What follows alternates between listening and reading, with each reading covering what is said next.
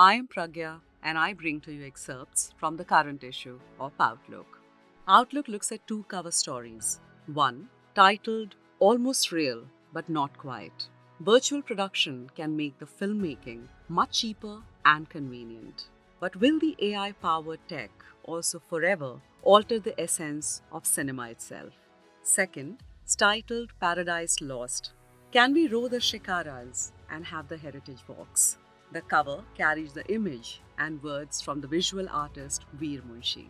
He says, "My installation depicts the fast changing characteristics of Indian cities. So I was wondering about the fate of our paradise on earth called Kashmir."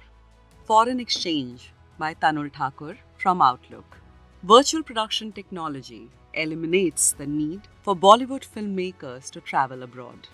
But what do foreign locations really mean, socially and politically? Before shooting Silsila in 1981, Yash Chopra ran into a problem.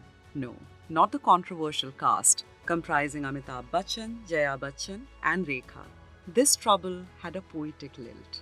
The second part of the song, Dekha ek khab to silsile hue, dur tak nigaahon mein hai gul khile hue. As far as I can see, I can only see flowers, tripped him. Where in the world would he find such a place? He asked Amitabh. The actor showed him a clip on his mini projector. A garden awash in tulips. As far as Chopra could see, he could indeed just see flowers.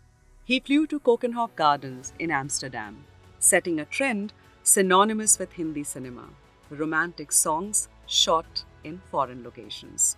Even though Chopra first traveled to Netherlands, a country down south became his adoptive home, Switzerland.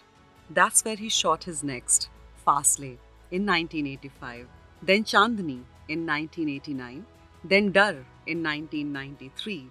He set his 1991 drama, Lamhe, in London. In the first 2 decades of his career, in fact, Chopra hadn't left India. "Initially, I used to shoot my films in Kashmir or Shimla," he recalled in an interview. "But with the terrorism threat in Kashmir and the lack of adequate infrastructure in Shimla, I had to find an alternative." His wife Pam elaborated, "You hardly needed permissions in Switzerland, but in India, if you had to shoot in a train, you had to start the paperwork 6 months in advance."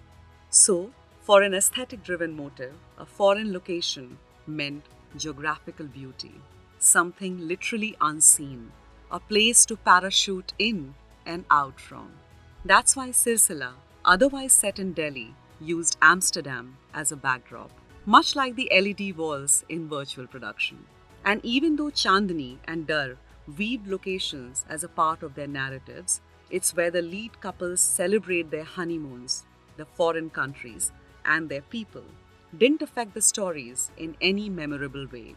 That would change 2 years later with the release of another Yash Raj production, Dilwale Dulhaniya Le Jayenge, in 1995, where the setting would itself become a character.